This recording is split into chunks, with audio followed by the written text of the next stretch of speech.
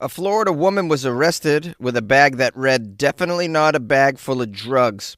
A Florida man was pardoned by Trump on January 6th charges and immediately gets arrested on gun charges. A Florida woman told the police that she has marijuana hidden inside her, and a Florida man with abnormally large testicles was arrested for showing those testicles. These are the weird stories for Friday on Weird AF News, the only daily weird news podcast in the galaxy. And on Friday, I only do weird news from Florida. That's right, my friends. For your enjoyment, it's Florida Friday on Weird AF News. A Florida woman was arrested with drugs inside a bag labeled, "Definitely not a bag full of drugs." This lady's a rookie. She should have labeled the bag "Tax Forms for 2025. She would have totally got away with it. We have here Brevard County, Florida. This is the place where the genius Florida woman was arrested over the weekend on drug possession charges. This is her second time this month she's been arrested on drug possession charges. The first time it was just a regular bag, unlabeled, and she's like, "This isn't working. They keep finding my bag of drugs. What if I write 'not a bag of drugs' on it? Perhaps I can get away." Reverse psychology, sounds good on paper, but it rarely works. So if I hide my drugs inside something that says "this isn't drugs," I wonder if the cop that arrested her was wearing a badge labeled "definitely not a cop." Okay, back to the details of this genius. During her most recent arrest, she was caught carrying drugs in a bag with the words, quote, "Definitely not a bag full of drugs," printed on it. So this doesn't work in case you guys ordered it. I know I just canceled my Amazon order for this bag. So, in her defense, though, one might assume that the Florida police just can't read. Apparently a few of them can, though. Okay, so the Florida woman star of this story is Taryn Acri. I'm not pronouncing her name correctly. Who cares? She's 31. She was booked on several drug-related charges, including trafficking in meth, possession of the meth with intent to sell the meth, and possession of, you named it, drug paraphernalia. Say it with me, guys. It's such a fun word. Drug paraphernalia. Paraphernalia. I mean, what's a Florida Friday episode on Weird AF News without the word drug paraphernalia? By the way, you can order a shirt that says drug paraphernalia on my merch site.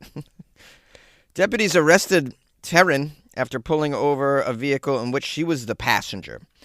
The driver consented to a search of the vehicle, which probably pissed her off. The driver asserted nothing illegal would be found inside the vehicle. Sounds to me like the driver doesn't know the passenger very well because Taryn had several bags on her, one of which was labeled, quote, "Definitely not a bag full of drugs." In other words, she's a druggie and a liar. Hey. This reminds me of that folder in my laptop that's labeled, "Definitely not pornography." A Florida man that Trump just pardoned for January 6th related charges was arrested the next day on gun charges. Well, geez, I am just shocked. You can turn my shock dial up to 11, guys. You pardon criminals and then watch criminals do criminal stuff? This is insane. Who would have thought? I thought they were very fine people, right? They're very fine people. Those January 6th tourists, right? I think they were tourists, right? They were just saying hi to the government officials, man. All right? It was a trip of peace and love, man. Now, the star of this story is a Florida man from a place called Homosassa, which I've never heard of Homosassa, Florida, but it sounds like an amazing place. I'm surprised it's in Florida because it sounds like it would be in like Hawaii or something. Homosassa? Sounds like a fruit. Homosassa. A Homosassa man. I can't stop saying it. A Homosassa man who was a homosexual Homosassa man. That sounds really funny. A Homosassa man who was facing charges stemming from the January 6th, 2021 attack on the U.S. Capitol has been rearrested on new gun charges. His name is Daniel Charles Ball, age 39. The Florida man is facing federal charges stemming from throwing what authorities called an explosive device into a tunnel at the Capitol. This was the guy you pardoned? Sweet. Pardon a guy that threw a bomb on government property. It's a real patriot right here. It says several officers were injured as a result of the explosion. Oh, pardon a guy that threw a bomb at the police. This is normal behavior. Now, you'll be pleased to know that on Tuesday, charges against Floridaman Ball and more than 1,500 other very fine people charged with crimes in the attack were pardoned by President Donald Trump. Some had prison sentences commuted as well. The Florida man, who had a warrant accusing him of being a felon in possession of a weapon, was quickly rearrested and charged. He was arrested in May 2023 after the Capitol attack indictment as well. This guy's just a quality citizen out there. It says Ball's arrest warrant names him as a 2-time convicted felon with prior convictions for domestic violence, battery by strangulation, and resisting law enforcement with violence. Okay. Maybe not let these people out once you have them, once you got them in a place where you can keep an eye on them. These strangulation types, violent battery sorts of violent types, maybe just keep them when you got them. When someone shows you who they are, believe them. That's a good rule in life in general. Well, there's a photo of this winner. Wow, he looks like, you can imagine. This is the face that says, "Oh, Mr. President, I'm going to need another one of them pardon thingamajiggies. Yeah, I can't be in jail. My cousin's about to have my baby." A Florida woman was caught with marijuana hidden inside her body. The files are in the computer? What? The story's out of Bunnell, Florida. Sounds like a land of bakeries, Bunnell, Florida. I'm probably wrong. It's definitely a place where the citizens hide their drugs in their buns. Well, let's not presume that she hid it in her buns. There's other places she could have hid it. I stash my nice drugs in my spleen. That's where I stash my good stuff when I don't want to share it. A Florida woman was pulled over for speeding. She admitted to having a baggie of marijuana. I got a baggie inside my body. She admitted to having a baggie of cannabis inside her body. Let's find out where it's at. Is it in the devil's purse? The prison pocket? The ham wallet? Or did she somehow just Harry Houdini that up a nostril? All of it. At 1:30 a.m., a deputy spotted a vehicle going 80 in a 60. Those aren't the effects of marijuana. Usually I'll go 40 and an 80 when I'm on marijuana. 20 and a 60 on the marijuana. She's going 80 and a 60. I'm going to guess she's on some more powerful chemicals than the marijuana. The vehicle had been flagged for the owner having a suspended license and a history of fleeing law enforcement. Imagine that, a history of fleeing law enforcement. I can't imagine Floridians fleeing law enforcement historically. Can you? Now, this deputy deployed what are called stop sticks to bring the vehicle to a stop. I have a feeling they're not just glow sticks that you wave on the side of the road to get them to stop. The stop sticks made the driver pull over onto the side of the highway. Officers with the Bunnell Police Department and the Florida Highway Patrol arrived for this traffic stop. They brought them all in. The driver is 34-year-old Darielle Thomas. She was driving her husband's vehicle, who has a suspended license and fleeing history. So the husband's got the fleeing history as well. His whole family just flees the police. "Mom, I fled the police tonight." "Oh, you're making Mama proud. We come from a long line of police fleers." It says when the deputy approached the vehicle that Darielle was driving, officials detected a strong odor of marijuana within the car. The female deputy conducted a search of Thomas, locating a very hard object in her genitalia area. It's probably drug paraphernalia. Initially claiming that she had nothing on herself, she later admitted to hiding a baggie of marijuana inside of her. After learning she could be charged with the introduction of contraband into a jail, that's when she admitted.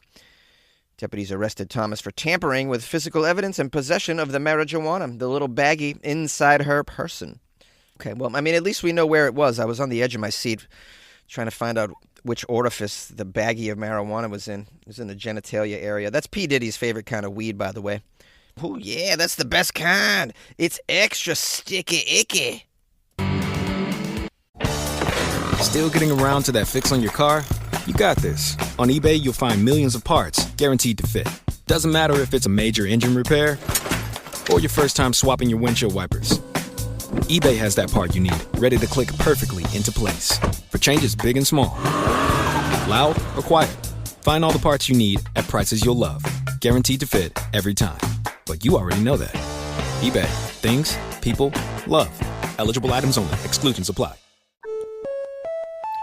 A Florida man with abnormally large testicles is arrested for exposing them to a teen. Just got some great ones today, guys. A lot of real quality Florida behavior in today's Florida Friday episode. I feel like it's extra degenerate today.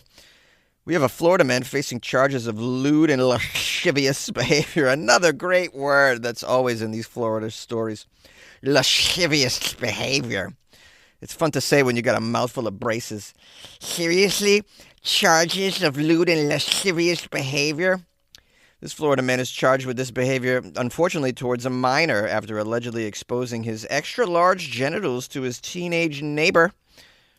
Well, I mean, let's consider the Florida man's point of view. He probably wasn't intentionally aiming the genitalia at the teenager. He was just showing it to the world on his front porch, and the neighbor happened to open a curtain or something, right? These Florida men just like to show their junk to the world right in their front yard. No shame. Now, some people say that takes balls, but I believe it's in Florida man's nature. He cannot do otherwise. According to the Sunrise Police Department, Sunrise on his genitalia for sure. We got Mark Buckley, age 62 of Sunrise. He was arrested after allegedly exposing himself to a minor. Wow, that's nuts. The incident report shows that the police responded to a complaint from a neighbor who lives near Buckley's residence. This guy's probably a homeowner. How is this? I can't own a home. How does a Florida man that's, routinely whipping out his abnormally large testicles in public, make mortgage payments? Can anyone answer these mysteries? Oh, and while I'm on it, another mystery is all these degenerate Florida men have girlfriends. I can't even... Anyways, I think it'll forever be a mystery. The victim told officers Buckley refused to return a cell phone he had borrowed from the victim's mother the day before. What do you... Wait, hold on. Who goes over to the neighbor's house and asks to borrow a cell phone? And then, consequently, who allows a neighbor to borrow their cell phone? Just take my cell phone. Guy that routinely takes out his genitals. I mean, come on. We're not. You're going to assume this was the only time he's ever done this on his front porch? No, hell no. Yeah, sure, borrow my cell phone. Crazy Florida man. Wow. I can't get a friend to pick me up at the airport. This guy that whips out his balls everywhere can get a neighbor to just let him take the cell phone. Sure, take it with you. Go scroll for the afternoon. Make as many calls as you need. All right, well, back to the testicular play-by-play. The police report indicates the mother told the officers that she sent her 14-year-old daughter to retrieve the phone. You can't send your teenage daughter over to a Florida man's house. Ever. What's wrong with you, lady? Sent the daughter over to retrieve the phone and provided a $20 bill to entice Buckley to hand it over. What, a $20 bill? Here's a bill for $20 for borrowing the phone? It's a rental fee? Is this common in Florida to let your neighbor borrow your phone for $20? Never heard of this stuff. The daughter knocked on Buckley's door and offered the $20 for the phone. Oh, provided... I'm so stupid. Gave the daughter $20 to get the phone back? See, I didn't put that together because I wouldn't think that you would have to then go bribe somebody to get your phone back that you lent. Wow, all of this behavior is just so confusing. Okay, so the 14-year-old daughter was sent over to this perv's house with $20 to get the phone that they lent him. Instead of returning the phone, surprise, Buckley pulled down his shorts and exposed his genitals and then told the 14-year-old to do something very bad to his member. Well, I mean, it's something very good to his member, but in this context, it's not very good at all to his member. You can imagine. I'm not going to say it on the show, but you can imagine what Buckley said after exposing his genitals. Now, the victim said she immediately ran home. Smart move. I would have suggested a quick kick to the genitals before you exit would have been also a good move. She had her mother call the police. She also described to the officers a specific detail that they could use to confirm that the event took place. She said that her neighbor Buckley's testicles were abnormally large. It's going to be awkward when he's asked to prove that in a court of law. Feel bad for the jury that's got to witness this. Oh, man. I have some information that could help you. Well, how do I say this? Yeah. He's got the biggest balls of them all. Did she sing it? I want to know if she sang it. You guys know the song. Some balls are held for charity and some for fancy dress. But when they're held for pleasure, they're the balls that I like best. All right. Little AC/DC, anybody? That's a fun one at karaoke, by the way. It really gets the attention of the patrons, I find. It says here, upon arrival, the officers confronted Buckley. He denied the victim's allegations and claimed that the phone was a gift from the neighbor. He insisted it was impossible for him to expose himself, citing multiple layers of clothing and a girdle that he wears for a hernia. It's impossible for me to expose myself. Don't you see? I'm wearing cotton over my person. I have clothing on. How could I possibly expose myself? Maybe if you had no arms, sir, then maybe it would be impossible to expose yourself. Even then, if you shake enough, your shorts might slide down.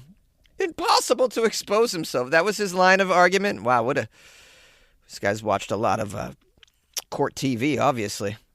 The report also indicates that Floridaman Buckley invited officers inside his home to verify his claim and put on a demonstration for them. What did he show them? Show them his balls? See?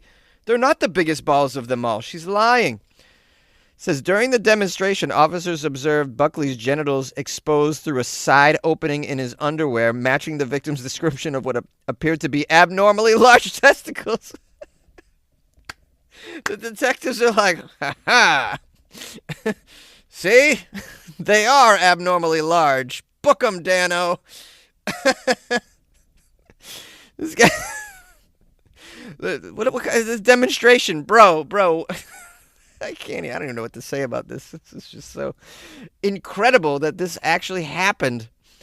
Even the police report explicitly notates the abnormal size of Buckley's testicles, which corroborated the victim's account. This played a significant role in establishing probable cause for his arrest. His big balls.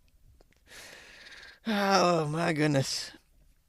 That was a photo of him. He looks like a methed out Willem Dafoe, as if that's possible. Like, imagine how Willem Dafoe, he kind of already looks kind of methy. Imagine a more methed out version of Willem Dafoe. Apologies to Willem Dafoe. I mean, I really love him as an actor. I think he's phenomenal. If you haven't seen that David Lynch movie, Wild at Heart, the character that Willem Dafoe plays is phenomenal. Oh, phew, that's the end of the article. Buckley's been arrested and transported to the jail, where I'm sure his extra large testicles are going to be very much appreciated on a daily basis. I've done a lot of genitalia exposure stories on Florida Friday. This is one of the better, more funny ones that I can remember. And I thought I'd end this article by doing a rundown of the top 5 places that you might see an old man's genitals in Florida. Number 5, a home for the elderly located in the villages. Number 4, a Publix. Number 3, a public bus stop. Number 2, Walmart. And number 1, the number 1 place in Florida to see strangers' testicles, Pinellas County. This episode is brought to you by LifeLock. The new year brings new health goals and wealth goals. Protecting your identity is an important step. LifeLock monitors millions of data points per second. If your identity is stolen, LifeLock's restoration specialist will fix it, guaranteed or your money back. Resolve to make identity health and wealth part of your New Year's goals with LifeLock. Save up to 40% your first year. Visit LifeLock.com/podcast. Terms apply. But we've got the biggest balls of them all. Bigger than a Florida man. Hi, everybody. How are you? I want to thank you for listening to another episode of the Weird AF News podcast. And thank you to everyone who sent me Florida stories from the past week. I appreciate that. You can always send me things to my email, funnyjones@gmail.com. Please introduce yourself. Tell me where you're listening from. You can ask me any questions if you'd like. If you want to slide into my DMs, you can do that too. Don't be shy. It's at Funny Jones on the Instagram. I'm on the gram. So check me out at Funny Jones. If you want to support the show, it's pretty easy. There's a website. You can go to weirdafnews.com where you can join the Patreon or buy me coffee. You can also go to patreon.com/weirdafnews if you would like to join the Patreon that way. It's a fun thing. When you join the Patreon, in addition to getting that good feeling that you get, knowing that you're supporting in a deluded comedian that records every day inside a closet, you also, you get access to extra weird content that I put inside the Patreon, and you get to have great conversations with other big fans of the podcast that are members of the Patreon. It's like a nice little private club in there of I think is there 100 and something people in there. Not a lot, but it's quantity. No, it's quality over quantity. That's how they say it. Quality over quantity. Anyways, I'm going to wrap this up. Keep this around 20 minutes. I think that's a good sweet spot to wrap it up. I hope you have a great weekend and good luck with your life, man. We'll see you on Monday.